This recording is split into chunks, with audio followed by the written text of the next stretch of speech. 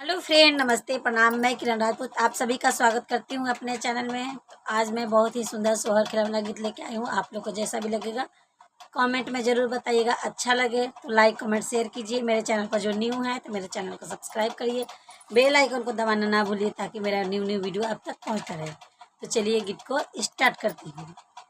सासुरे रवे के हो, सासुरे रवे के जोरा ना पसंगिया कमरिया में दर्द होला ना।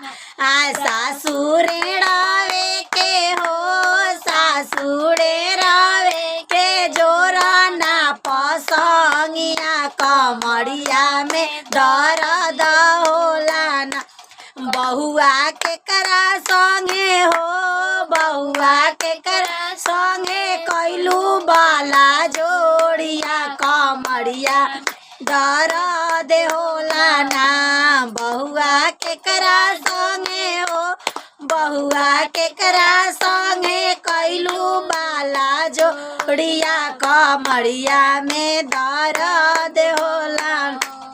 सासुराउर बेटा हो, सासुराउर बेटा कैले बाला जोड़िया कमरिया में होला ना। सासुराउर बेटा हो, सासुराउर बेटा कैले बाला जोड़िया कमरिया में दर्द होला ना।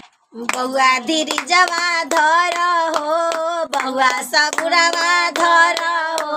हमारा बेटा के कारणवा तोरा ललनवा होई है ना, तोरा ललनवा होई है ना।